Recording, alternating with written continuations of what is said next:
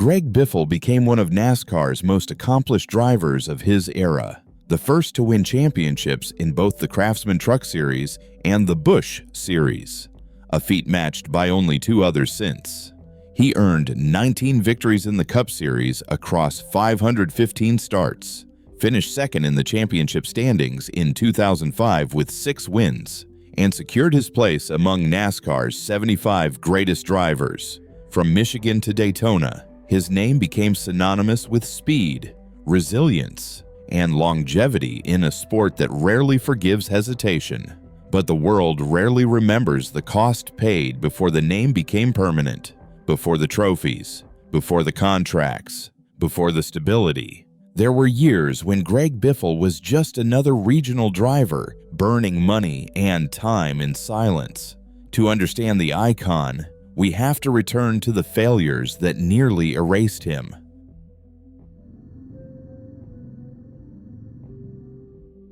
Born in Vancouver, Washington, on December 23, 1969, Greg Biffle grew up far from NASCAR's southeastern core. His world was working class, practical, and unforgiving. His father introduced him to Portland Speedway to channel a restless energy that had him riding motorcycles by age 5 and driving a Firebird by 14. The track was rough, the payouts were small, and the margin for error was non-existent. Biffle built cars with friends, raced local events, and learned early that speed alone didn't pay the bills. Some weekends ended with just enough money to cover fuel for the drive home. Others ended in debt. The Pacific Northwest offered limited exposure, and every wreck or blown engine carried consequences that lingered for weeks. The dream was clear, but the path toward it felt narrow and distant. In this story, we aren't looking for moments of brilliance, but moments of absolute exhaustion, the 4 times the dream should have died.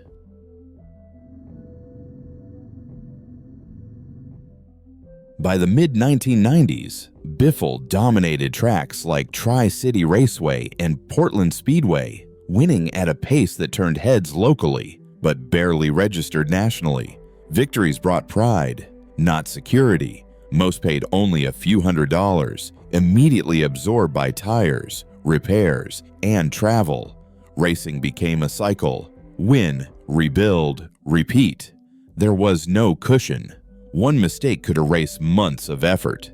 In the winter of 1995, Biffle entered the NASCAR Winter Heat Series at Tucson Speedway, one of the few nationally televised opportunities available to Western drivers.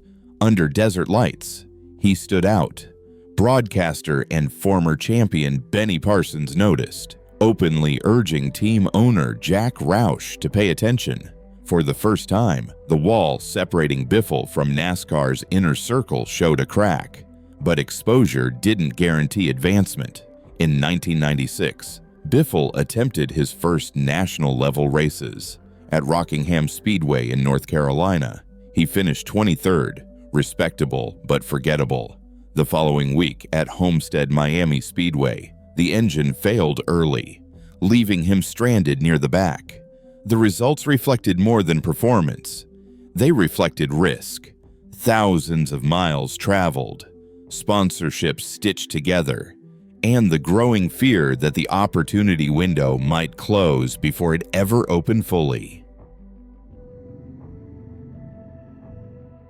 In 1998, Jack Roush offered Biffle a full-time ride in the Craftsman Truck Series, his first legitimate foothold in NASCAR's national ranks. The relief was real, but the pressure was heavier. Biffle won Rookie of the Year with 4 poles, yet failed to win a race. Speed was evident. Results lagged just enough to keep doubt alive. The following year, Biffle delivered in overwhelming fashion. He won 9 races, setting a series record at the time, and entered the championship fight as the favorite. But consistency slipped in critical moments, and the title went to Jack Sprague by just 8 points. The loss cut deeply. Dominance, it seemed, wasn't enough. The stakes weren't abstract. Championships justified seats. Near misses didn't. As a Western outsider racing week after week in unfamiliar territory, Biffle carried the weight of proving that his success wasn't regional luck. Each season became a test of patience in a sport that quietly moved on from drivers who didn't convert speed into titles. The lowest point didn't arrive with a single crash or failure, but through accumulation. Engines that failed at the wrong time, titles lost by margins small enough to replay endlessly, early national attempts that ended in anonymity. Even with wins on the board, the future never felt guaranteed. Before Roush's full commitment, Biffle had lived with the constant threat of permanent regional status, a driver good enough to win locally, but not secure enough to survive nationally. Many drivers with similar resumes faded quietly, undone by costs and timing. Continuing often felt illogical. There was no safety net if the next opportunity collapsed. After years of grinding near misses, something shifted. Not dramatically, but deliberately. Biffle stopped racing for validation and focused on survival. When Roush promoted him to the Busch Series full-time in 2001, he approached it without expectation. Consistency mattered more than dominance. Finishing races mattered more than statements. There was no celebration, no sense of arrival. Another failure would likely end the experiment. Biffle accepted the risk anyway, committing once more without guarantees.